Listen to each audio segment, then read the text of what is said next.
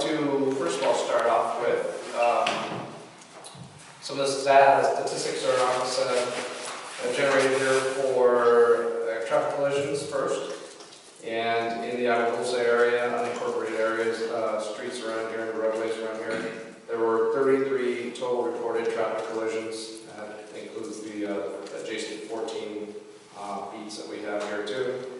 The 33, only 11 of the traffic collisions were reported to be injurious. I checked on those traffic collisions, and nothing greater than a fractured ankle suffered by any of those victims there.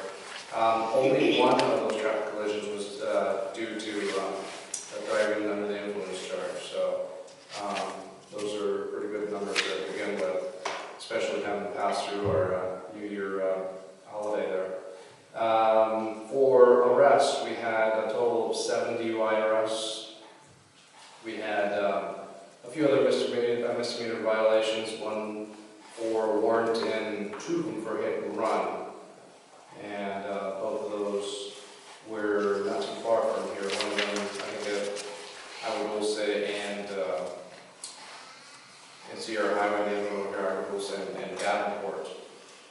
We did have 1 felony arrest for December, and that was out of a traffic collision. It was a northbound 5.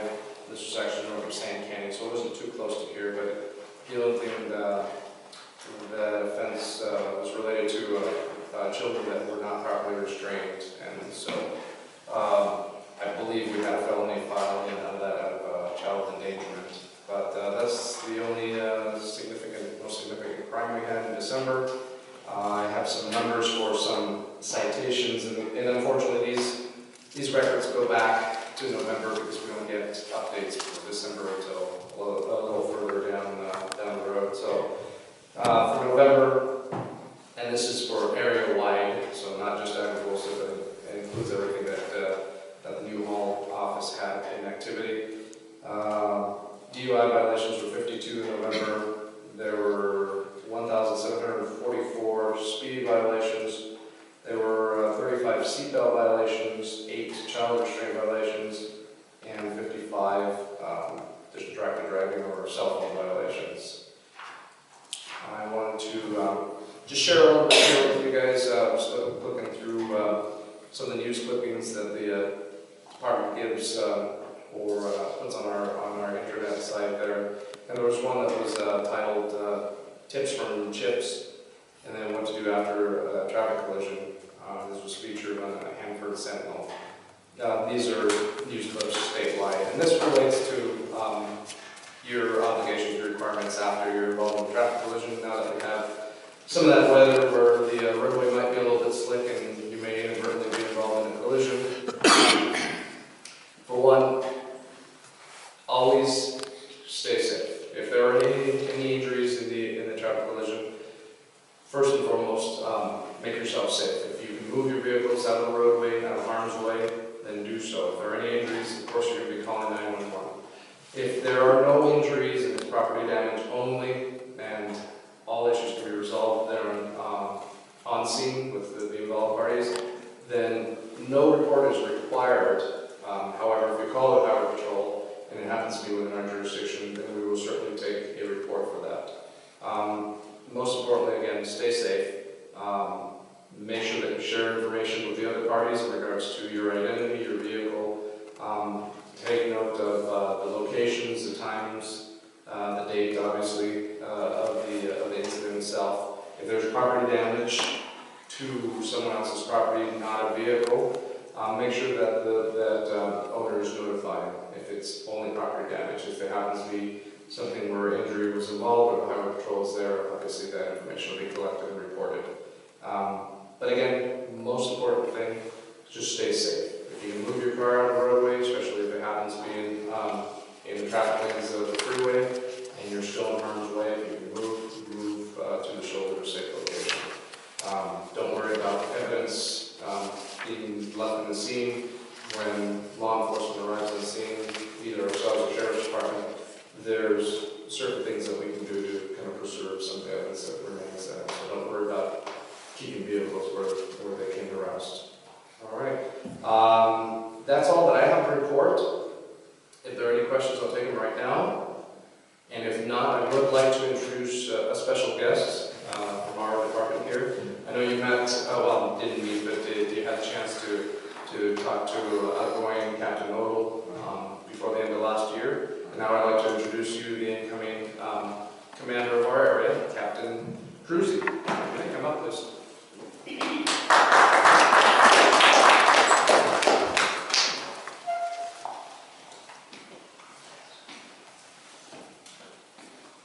Good evening.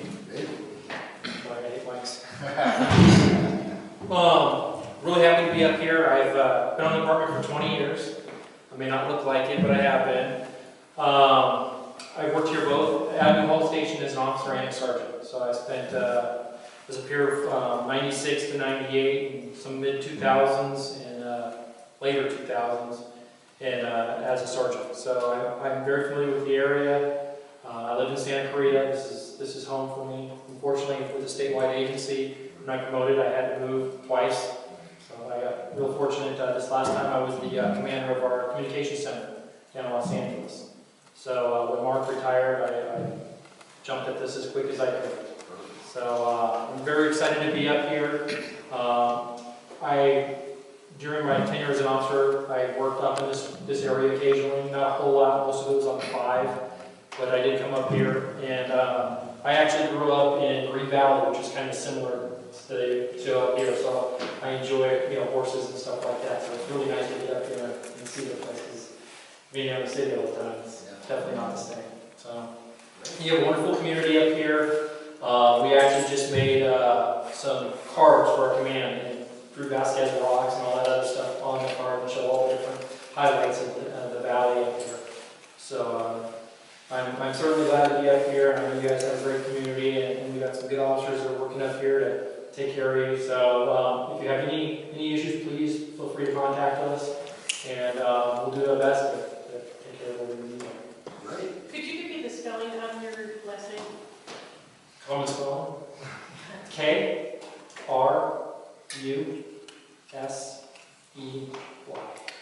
Thank you. Just like it says, right? Yeah. All right. Thank Yes, you sir. very much. Do you have any directions or directives to your officers on the quads and off-road vehicles? Well, that is off-road, so it depends on where they're at and what they're doing. So, I mean, if they're on the city streets, that's a violation. If there's off-road parks and things like that, then it depends on the type of vehicle it is. And we patrol, we share jurisdiction, so it's kind of funky on which position you're looking at. So on the surface streets, yeah, we deal with that. We have off-road parks. We just actually, over the weekend, we had a fatal crash in one of the off-road parks where one of those, I think it was a Jeep Cherokee, that was all lifted up and locking bugs and all that other stuff rolled over. Someone was getting that. The specific question was leaning towards the mules and the gators. Okay. Is there any direction, or is it just officer choices? Well, the officers have discretion on if they're going to issue citations or not. So I can't tell them, every time you see this, you shall write a ticket. So they have to decide, is a verbal warning sufficient, or is a citation sufficient? So it's really up to the officer on how they approach that. Thank you. Thank you very much. Perfect. Appreciate you coming out. Thank you. I didn't get a chance to tell my CHP friends I was actually being stopped on the freeway a couple of months ago. So, long story. Anyway, of course, I called 911. My heart was thumping through my chest, and it was so awesome because they put me on all the local resources were hearing my broadcast. Is that right? Yeah, and I felt so much safer because anybody who was in the area was going to be hearing exactly where I was and what was going on. So anyway, I appreciate my CHP friends. Short report for me. So happy New Year to everybody. And since I wasn't here in December, I'll give you the total for 2014. A total number of responses of 431 for 2014, which included 3 structure fires, 18 mobile property fires, 5 natural vegetation fires, 1 special outside fire, 1 rupture explosion, 266 57 emergency medical calls, 6 hazardous materials calls, 4 hazardous condition, 12 service calls, 57 good intent, 50 false alarm, 1 special incident, and 1 special incident with no specified type. So 431. Did you want all those, or do you want me to? That's good. I should send those to you before the meeting, huh? 431, just go with that. I'm sure you all heard about the tragic incident on Fresh Canyon Road on Saturday, the fatality. 1 woman died, adult female, and another is moderate condition male. And road plus. Yeah, yeah. We had an engine squad, ladder truck, a battalion chief, 2 helicopters, our USAR team, CHP, very instrumental in that incident, along with, of course, the Sheriff's Department. A&F were there as well. Santa Clarita Search and Rescue responded to that. And then we had Copter 11, transport the patient, Copter 19 came in and lifted the crews up and down.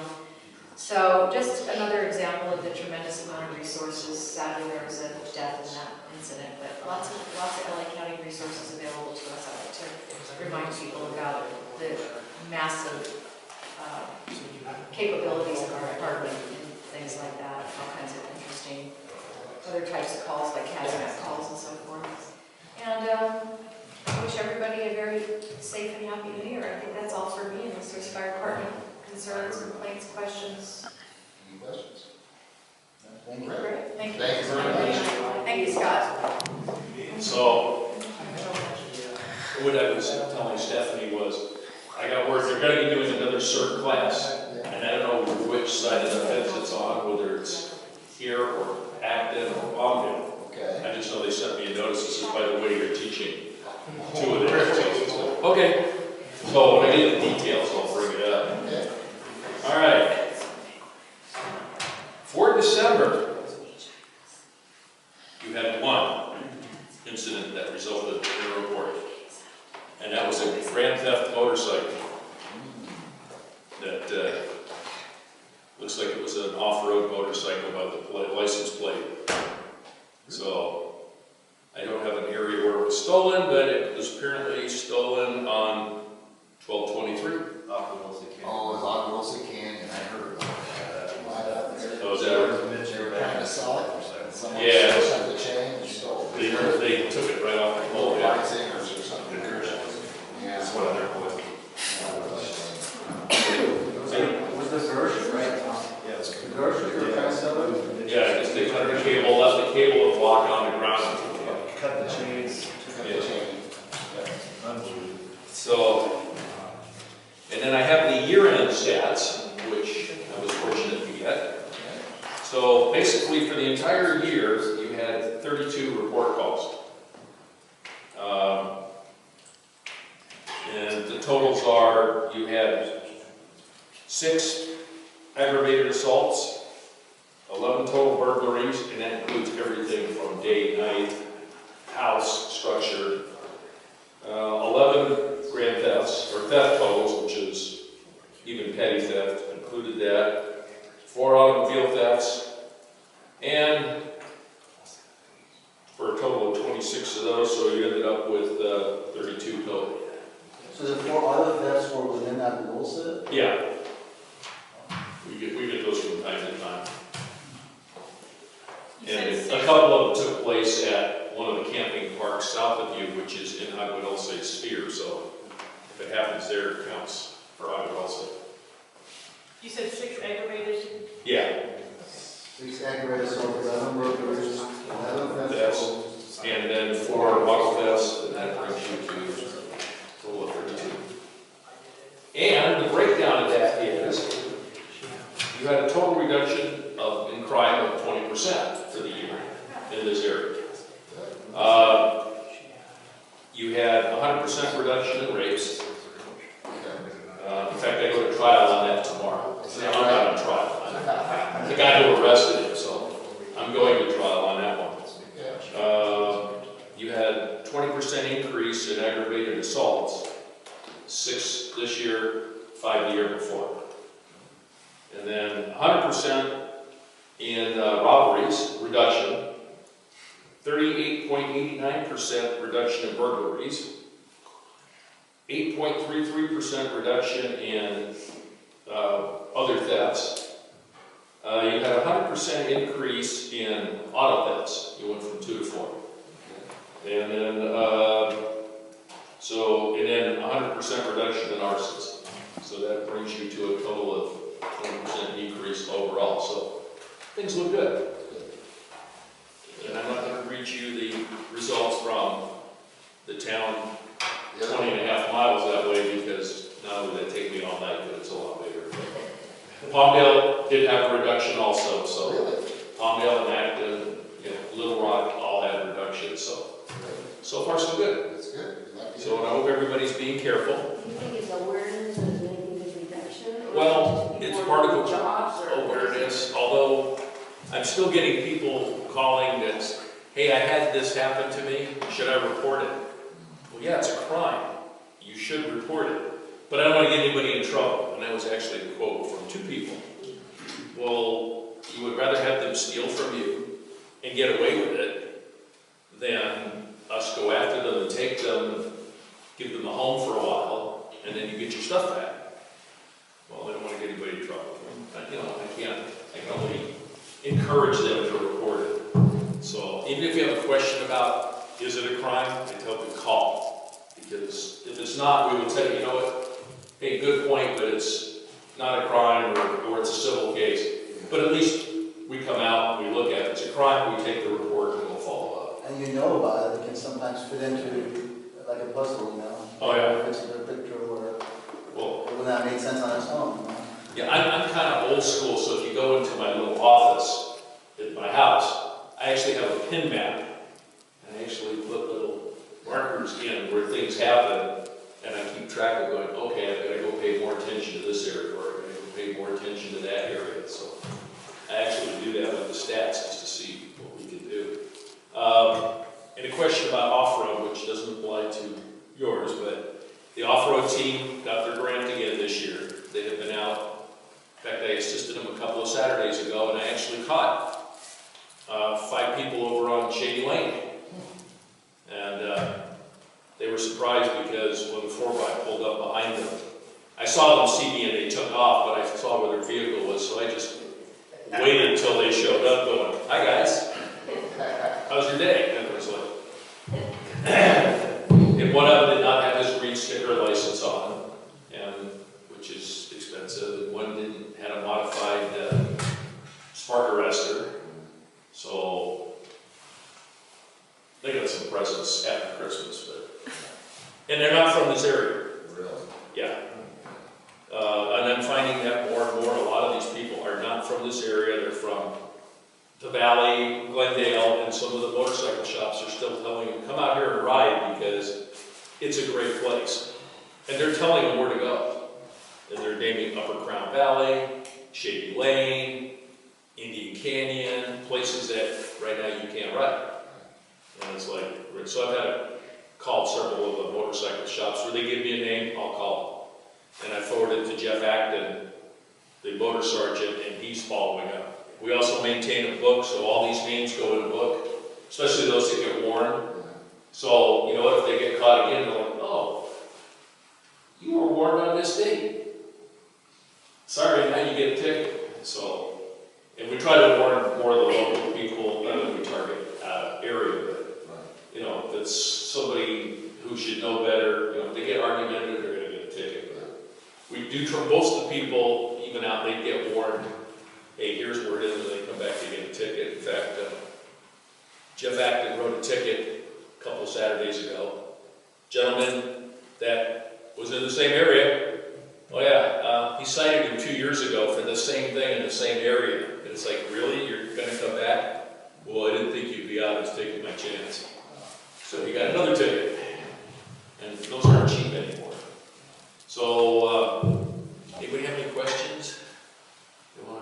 Oh, one other thing, and I got it from another CHP officer, so if I'm wrong, you can let me know, but my pet peeve is going down the road, people having their bright lights on, signal them to lower their lights, and they don't lower their lights, as I've said before, it's 300 feet following, 500 approaching, that you have to dim your lights. Well, some of the people, like, well, gee, my headlight's out, so I run brights. Well, if you're running with just your headlight on, that's a fix-it ticket. If you get a headlight ticket, I understand it's 1 point. And that goes on your record as 1 point. So which one would you rather have? Fix-it ticket, or failure to dim your bright light? So now that when some of the people find out it's 1 point, they're a little bit more careful about it. Because some of the roads, it is dark when you get those brights in your eyes. On a 2-lane road, sometimes it's not very good for some Some of people. the regular lights, like the aftermarket lights that trucks are putting on, some of those blue lights, They're not legal. those are, I know, you were saying that, they're really bad. And if you read the back of the package, most of them say not for on-highway use. Is that right? Yes, they do, because that's their warning. So, but people put them on thinking they look cool, then they get a ticket and they're all upset because, well, I got these at Pepper. Well, did you read the back of the package? Well, no. Yes, they're worse than bright lights, they're Yeah, hiding. I don't know if you guys have anything to add on those lights that you want. Yeah. But yeah, I see lots of them with the aftermarket lights. And even the brighter than the factory light, you get the, Oh, yeah. whatever, yeah, because it's cool. Yeah. All I right. have a question. Yes, ma'am. Okay. My car used to have automatic lights, dimmers, whatever they call them. I have no idea how far I am when they start dimming. And sometimes people will flash and just pretty far away. It's, So it's, I don't know what it was. Are they set up properly? I don't know. it's an automatic, it Yeah, turns the it bright lights flashes, on. it goes on, and then as soon as you are, it dims, and then as soon as the car is gone, then it's no lights, like house lights or whatever, street lights, it'll go back on to high. I don't have any experience with those, so I can't tell you. That's the only one car like that. It just sounds like a switch that turns on. There's a sensor, yeah. Because you got like daytime running lights maybe during the day. I guess, At night, it has a sensor Yeah, that turns But on. I don't know why they keep flashing, so I turn it You on. still Yeah. have an independent bright switch. So Yeah, it's you should independent. still be able to pull the lever. Yeah, that's completely separate from the Yeah. automatic switch. Or we can. Depends on the make and model of your car. Unless you have I've never driven a car that'll do that. I have Oh, yeah. automatic where it comes on, but not where it dims. It goes off, dims on, and then it will go off. The lights or the dim? I think it's just Dims, the not lights. the light. I've seen The that. lights will dim for you. Some- Bright should still be The separate. bright light. Bright lights should still be separate. Though. And then it will dim. And then it will go back up on after the car is You gone. should still gotta Or, be able to select when you're going to use them or not. I think you need to get that checked out. I think I do. I think I do. That's a dealership issue. Like this. Thank you for your comment. All right, thank you very much. Appreciate that. Happy New Year. Drive carefully and watch out for the rain. So in January, we have basically just the resumption of all of our regularly scheduled programs, a lot of which have gone on hiatus for the holidays. So coming back this month, we have the Crochet Club on Wednesdays, every Wednesday from 4:30 to 6. We have the Toastmasters on the 2nd and 4th Thursday. We have the Writers Group on the 2nd and 4th Friday. The Heidi Garden Club met this past Saturday, and last night was the Historical Society. And then on Monday the 26th, we have our first in the Equine Health Series for the year. And in the past 2 years, this has been a monthly program. And for 2015, we're going to the quarterly format. So the January event will be on the lameness exam. And then at the end of the month, on Thursday the 29th, we have a financial planner coming in to do a college financial planning workshop that's geared specifically for parents of young children, preschool, kindergarten, elementary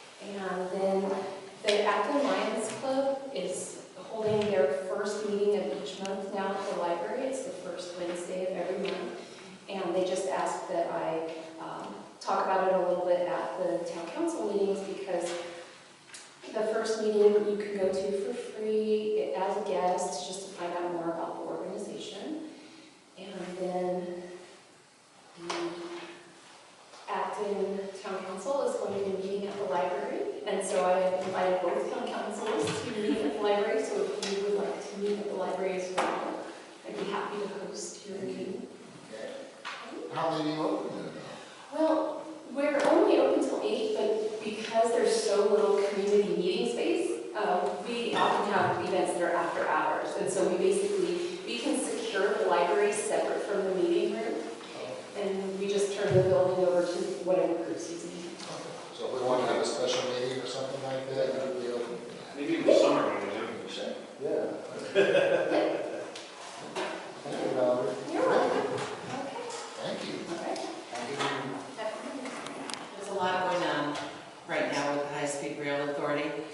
About, that I can tell, about 400 to 500 residents of Acton have now again gotten the letter asking for permission to come onto the property, to do, onto their properties, to do their surveys, drilling, whatever. The list is much more extensive of what they want to do this time than what we had a year and a half ago. At that time, there was 900 residents that I could document that got it.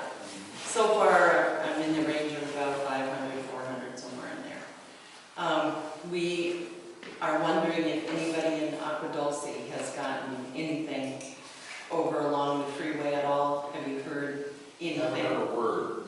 Haven't heard anybody. I mean, is this just coming, is it coming certified mail? Or No, is it it's just- coming in a large white envelope that clearly says California High-Speed Rail on it.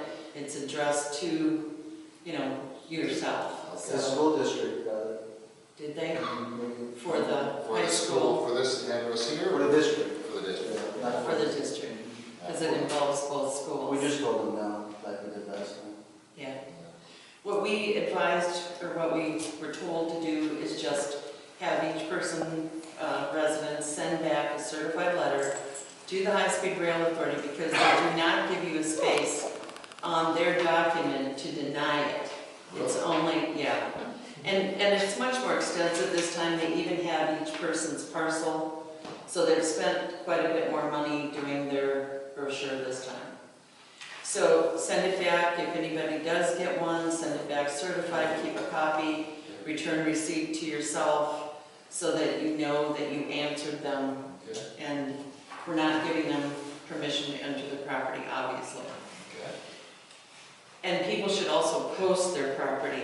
If they do get the letter, there should be do not trespassing signs.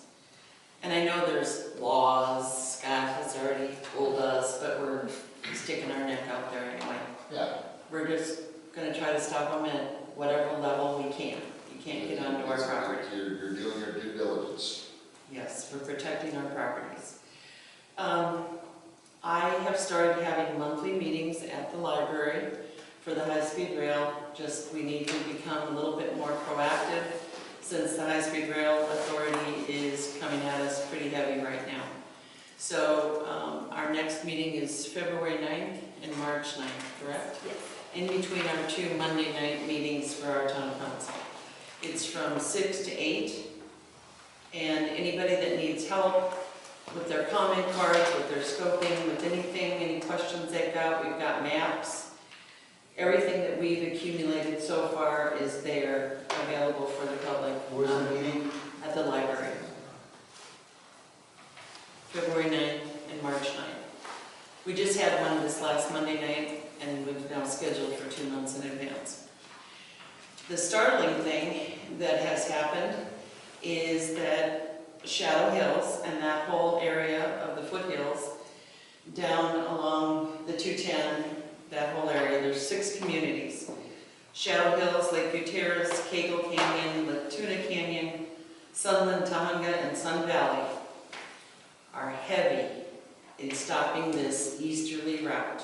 No, they had a meeting last night about it. I went. This is what they gave out, and I brought one for your group. You can see that they've spent a tremendous amount of money preparing. They have done this in the last 4 months. They were really not aware of the easterly route until about September, when they showed up to the High-Speed Rail Authority's board meeting in Palmdale. And they were shocked. Well, I can tell you that Catherine Tucker and myself went last night. Catherine's on our town council with me, and we were shocked. There was 2,000 people there. Wow. 2,000. And they had a video presentation that was like straight out of Hollywood. It was professional. They've got 4 pages of information on here. They've got an envelope for sending money to their group for their legal causes. They sent a letter to Dan Richard, the chairperson of the California High Speed Rail, on December 19th, so you've got that in there too. And then they did a protest letter that they handed out last night. It was a form letter. These guys are serious. They do not want that easterly route, but the thing that was startling to us was they said send it back up to 14. So that's us. And you know, they've got, I don't know how many people live in there, but they said in Lakeview Terrace there's 14,000 residents. So I don't know what the total would be. Well over 100,000 maybe, I don't know. But when they can get 2,000 people to come to a meeting, and they have this kind of brochures and this kind of presentation, they had all their newly elected officials there. They have Judy Chu that represents part of their district and a little part of Acton. And Judy Chu is the congresswoman who brought it to Obama and got the national monument, the executive order for the national monument that took place, what, 60 days ago now? So they're using that heavily, that the Angeles Forest is now a national monument, and therefore we shouldn't go through the national monument to bring a train. But it seems like it's okay to come back up to Santa Clarita and come to Aquadulce and Acton. I did stop and talk to David, I think, what's his name? His last name is? Perry. No, the lead man for this group, I think his name is DePinto. He has agreed to meet with me, and I need to get a couple other of my other town council members to go with me so that we can sit down and try to talk to him. It clearly says in their brochure here that voters and taxpayers deserve the best. No community should be pitted against another for the sake of the high-speed rail. But it was repeatedly said last night, send it back up to 14. I mean, you can see in there, they've got a picture of the boring equipment. I've seen these things in action before because we're in the construction business, so I've seen it, it's huge. Somehow our two communities have got to pull tighter together, in my opinion, and figure out how we're going to fight this. It's going to take money, and I've kind of preached that song several times already. We're getting by with the little bit of donations that we get for printing, but we've never even pretended that we could do anything like this. I need people from this community to go on our coalition with us. I don't know who's got the time, the inclination, but I definitely am at the point where I need Aquadulce standing shoulder to shoulder with us. Catherine Tucker and I are driving up to Hanford on January 24th. It's a Saturday, and there's a 5 o'clock strategy meeting up there, meeting with Michael Brady, who is the lead lawyer on the second phase that they're doing against Prop 1A. First phase against it was handled by Stuart Flashman, and now second phase is Michael Brady. So they're having a strategy meeting. We're going to go and see what it is, how we can use some of their resources maybe to help us. They have spent $500,000 alone in that Central Valley community of the Hanford and the surrounding farmers fighting this. And now the high-speed rail, they were supposed to start the court case on January 30th, I think it was. Now they've bumped it back out till April, middle of April or something like that. We don't have a date. So our communities are in trouble. If we're going to get this kind of fight from our surrounding neighbors, how are we gonna, our two communities are what, 14, 15,000 people? Yeah, I mean, high-speed rail's probably gonna look at the squeakiest wheel, right? I mean, Oh, obviously they did. yeah. The new two or three news stations were there last night, all the major newspapers, they got a lot of They're attention. gonna probably determine which community is gonna give them the most resistance and give that community what they want and then throw it on. And they've already given them basically what they wanted, because it's all underground. We're above ground and underground. But apparently now they've determined they don't want it at all. No, don't come anywhere near us.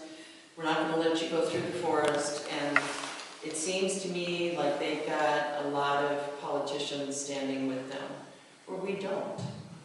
And I don't know what to say. I don't know who to go to. We've contacted all of our new politicians, Tom Lacker, Steve Knight, Scott Welk with his 86 proposition, and then I'm missing one. Who am I missing? McCarthy. So we're trying. But if you guys have got suggestions, or you've got even a couple of lead people from your community that you think would come, and... Well, my big issue when I'm looking at the letter that they sent to High Speed Rail Authority, Yeah. You could use this and say it's active, and that's Sure. That's the unfortunate part about it is Sure. the stuff that they're saying, protect, respect. Absolutely. It's the exact same thing that we have here.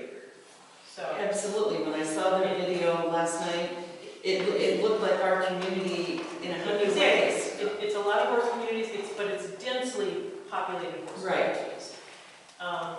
But they had all kinds of professional people up there on the stage with them, lawyers, doctors, dentists, veterinarians, all of the equestrian businesses were there. They had their, like our Mountain Shadow kids, they had a group of them.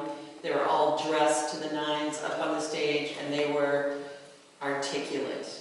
Save our community, save our horses. You know, we're not into drugs and video games and whatever. We ride horses and have animals. It was very, very amazing, to be honest with you. So, help. Yeah. Well, and it sounds unfortunately like we're fighting them. You know, Right now? Yeah. Right now, we are. We are. But I will know more after January 24th when I come back from the Central Valley. And we don't know how these lawsuits are going to go. They're still all there. So your Monday meetings over at the library, tell me, is it worth, should we send somebody to those meetings? Yes. Okay. Yes. We're really trying to get some key people. Obviously, we've been trying to do this for a while, but after I saw what was going on last night, we need key people. Somebody that will take a specific job and head it up, get their own committee, and get hustling. Basically, what I've done for the last 2 years is attend these meetings, get educated. We've got flyers all over town again today. My husband is the flyer delivery man now. So we made up a flyer about the permit to enter thing so that people wouldn't just ignore it. A lot of people just ignore it. I've had people call me and say, well, I already threw it away. Why do I have to answer? Well, do you want your property? Because up in the Central Valley, they're offering 20 cents on the dollar. And it's a fact. It isn't a number that I made up, it's a fact. So, And yes.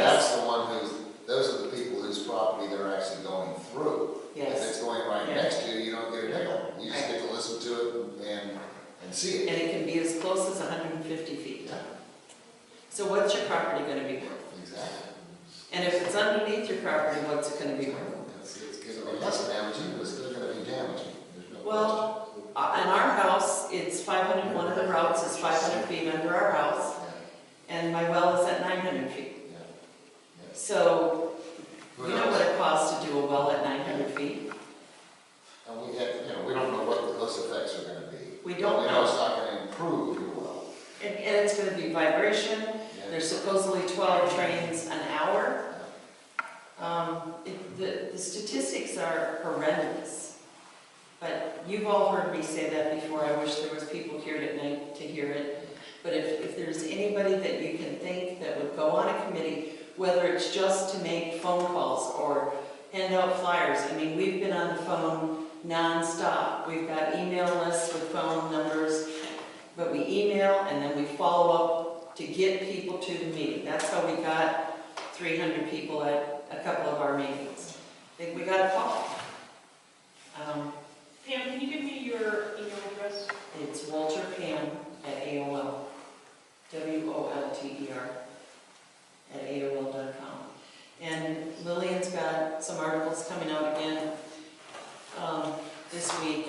I sent her the notification about the permit to enter, and I haven't done an article. Maybe you'll do an article on this story from last night, but I can still do it too. I took notes when I talked to you this afternoon, and it's already in the computer, so Okay. I'll whip up something.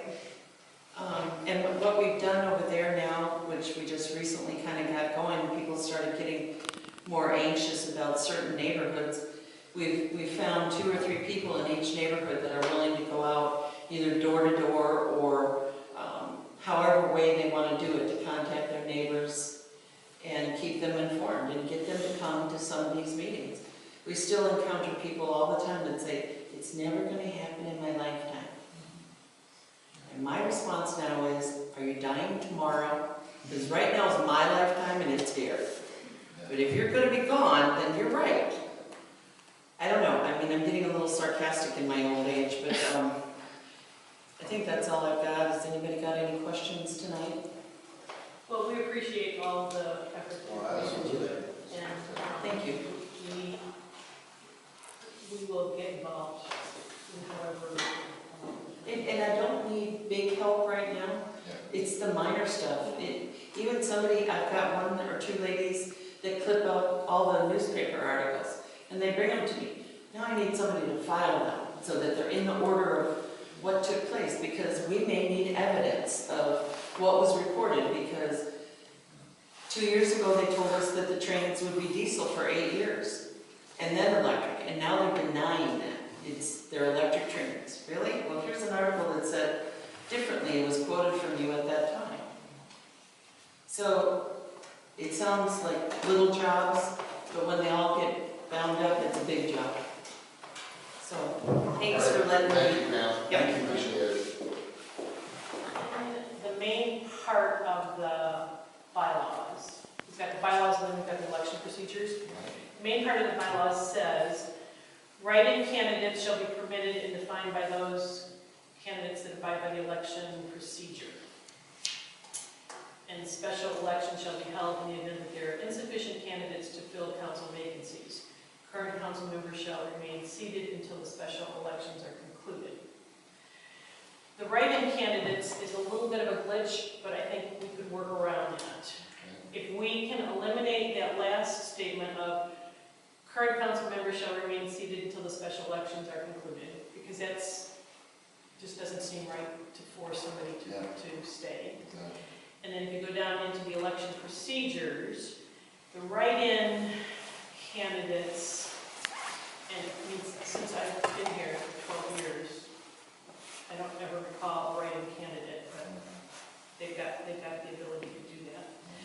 Write-in candidates are for people who missed the application deadline, and they have to submit their application with an explanation of why they submittal and 50 signatures.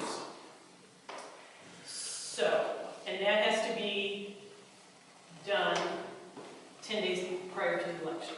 Okay. So, Are these 2 tied together? I mean, are the unopposed and the write-in? The reason they will be tied together, in my opinion, would be that, let's say the three of us are running, right? Right. And we don't have an election because there's only 3 seats to fill, right? However, there is this write-in candidate that wants to be a part of that election, right? So, you know, we think we're voting for the three of us, and there's Right. only 3 seats. However, there's this other guy that now wants to be a Right. writer. So how do we give him this opportunity, or her the opportunity? So, what I have, and see if this line makes sense to you. If the write-in candidate deadline has passed, Good point. and the eligible verified candidates are unopposed, or there is less than a full slate of candidates, those eligible verified candidates shall be elected by acclamation, and an election will not be held. A special election shall be held to fill the vacancies created by a lack of a full slate of candidates. And that makes way, sense. that takes care of Right. the write-in, and it keeps everything open until 10 days before. If at 10 days before there's no write-in candidates, and there's equal to or less than the number of openings, they're automatically elected. And there will be no election, and then the vacancy actually occurs in December when they're installed. Right. The old people are done, the Yeah. December installation, so it would be, at that point, we say to the election committee, you need to do a special election to fill the vacancies. So we need 3 seats, but we only have 2. Yeah, But the ones that are seated continue to be a council member for 2 years, starting December until 2 years December. It's not like they, because. it's only a year. No, it's not an appointment, it's not filling in. Right. It would be just like you've gone through the election process, Right. but you don't need to Like because, for any federal or city or state. Okay. I think that's what- so. And I think we've always been okay with it if we had 3 people and then there was suddenly a write-in. Right. No one's ever said that we wouldn't allow that. Exactly. So I thought we're not taking away anything at all. We're just putting in, if there's an equal number and there's no write-in candidates, no reason to have an election. Okay. And if there's less than, correct me if I'm wrong, if there's less than the 2, let's say there's 3 seats open, okay? 2 people say, yes, I'm gonna run, okay? And there isn't a third. Those 2 people still get seated December.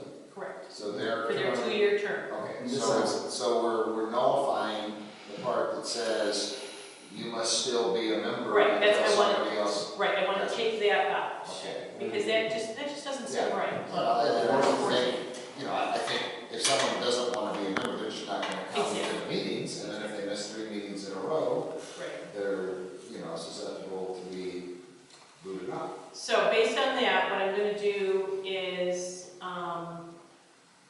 I'll distribute this to everybody. And then at the next meeting in February, I'd like to officially announce that that's a change that we want to do to the bylaws. Okay. We announce it, I'll put it on the website. And after, amendments, bylaws can be amended at any regular or special meeting by an aye vote of 5 council members, provided that notice of the amendment was given to all council members and proposed bylaws changes put in the mark, posted in public for at least 30 days prior to the vote to ensure public input. Mary, I think you should also ask the council members to acknowledge the reception of their. Okay, good. So, So February, we'll have this. and we'll announce it Okay.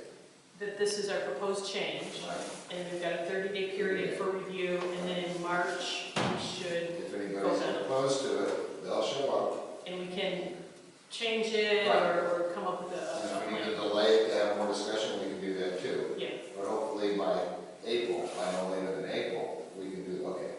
yeah, because once I started looking at it, it's really, what we want to do is very simple. Yeah. And it was just this little Well, break. it just makes sense, and I think it was an oversight when they drew up the bylaw. Right. I can't understand, maybe someone will show up and say, oh no, here's the reason why it's done that. Dave came and gave a reason for it one time, but that had to do basically, I think, a lot to the writing candidate, the way you Right, explained it. and he didn't want anybody to be appointed. Yes. And That's that's not not what we're appointment, doing. yeah, appointment's different. Yeah. Appointment is that, I quit and you guys get together and appoint someone for my seat. Exactly. Right, That's a different thing. yeah. Okay, So does that sound, that sounds That awesome. sounds great, thank you. okay? Notice is not here. Do Do the rest of us care? I mean, to me, I don't care. We vote every time. Right, I am the same way. We have an automatic term limit with officers because we have an election every year. So, I mean, I respect Steve's position on that, because I think it's really important to him, because he feels, he told me one time he sees that as a cornerstone of the democratic process, right? But I don't see the potential for abuse very much.